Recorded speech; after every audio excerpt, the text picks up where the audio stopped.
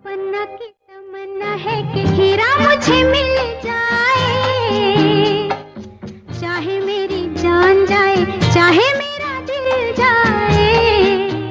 नमस्कार दोस्तों, क्या कभी किसी की सिर्फ एक नजर इतनी असरदार हो सकती है कि उसी पल एक ऐसा गीत जन्म ले ले जिसे आने वाली कई पीढ़ियां भी गुनगुनाती रहें।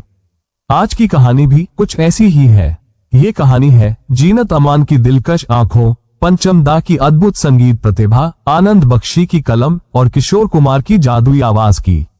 आखिर कैसे एक साधारण सी बातचीत ने जन्म दिया एक सदाबहार गीत को, जो कि इस प्रकार है। ऐसे ना मुझे तुम देखो, सीने से लगा लूंगा।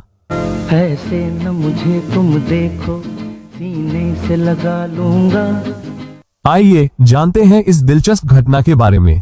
लेकिन मेरे दोस्तों, वीडियो में आगे बढ़ने से पहले आप लोगों से एक विनम्र गुजारिश है कि वीडियो को कृपया पूरा देखें, और अगर वीडियो आप लोगों को अच्छी लगे तो वीडियो को एक प्यारा सा लाइक करें और वीडियो पर अपनी राय कमेंट के रूप में जरूर दें।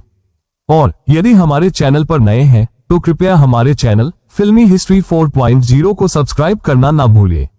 70 का दशक जीनत अमान के सुनहरे दौर की शुरुआत था। उनकी खूबसूरती, आत्मविश्वास और आंखों की गहराई ने उन्हें बाकी अभिनेत्रियों से अलग पहचान दिला दी थी। दूसरी ओर देव आनंद के साथ उनकी जोड़ी लगातार हिट फिल्में दे रही थी। दोनों ने साथ मिलकर कई यादगार फिल्मों में काम किया था और दर्शकों के दिलों पर राज किया था।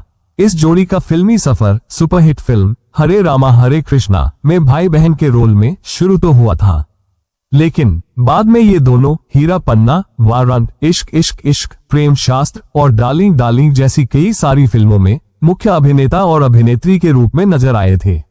दरअसल जीनत अमान और देवानंद को 70 के दशक की सबसे सफल जोड़ियों में से एक माना जाता था।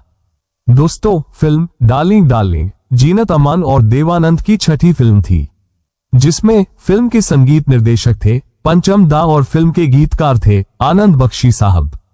इसी दौरान फिल्म डार्लिंग डार्लिंग की तैयारियां चल रही थी।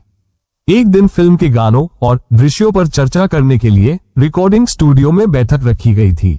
वहां संगीतकार राहुल देव बर्मन, गीतकार आनंद बख्शी और जीनत अमान मौजूद थे। देव आनंद किसी वजह से थोड़ी देर से पहुंचने वाले थे। इंतजार करते करते बातचीत शुरू हो गई। चर्चा के बीच पंचम दा ने मुस्कुराते हुए जीनत अमान से कहा, आपकी आंखों में ऐसा क्या जादू है कि बिना कुछ कहे ही सब कुछ कह देती हैं? और आपकी एक नजर किसी को भी आपसे प्यार करने पर मजबूर कर सकती है। जीनत अमान हल्के से मुस्कुराई और पंचम दा की तरफ देखने लगी। पंचम दा तुरंत हंस पड़े और बोले, अरे मेरी तरफ नहीं, जरा बख्शी साहब की तरफ इसी अंदाज में देखिए। शायद आनंद बख्शी साहब के अंदर से आज कोई नई शायरी निकल आए। स्टूडियो का माहौल हल्का फुल्का हो गया था।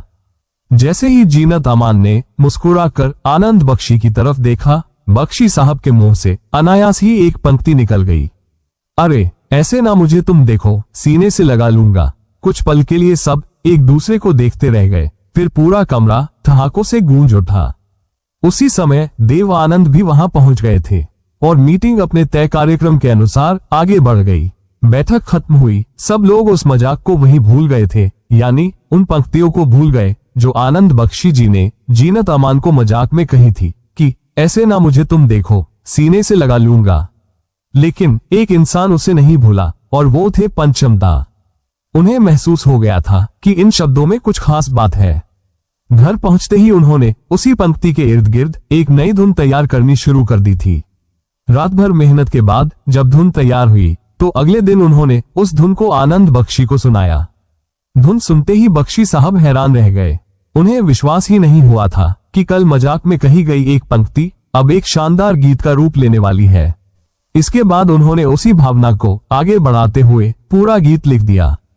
शब्द भी दिल को छूने वाले थे और धुन भी बेहद मधुर थी। अब बारी थी उस गीत में जान डालने की, और ये जिम्मेदारी निभानी थी किशोर कुमार को।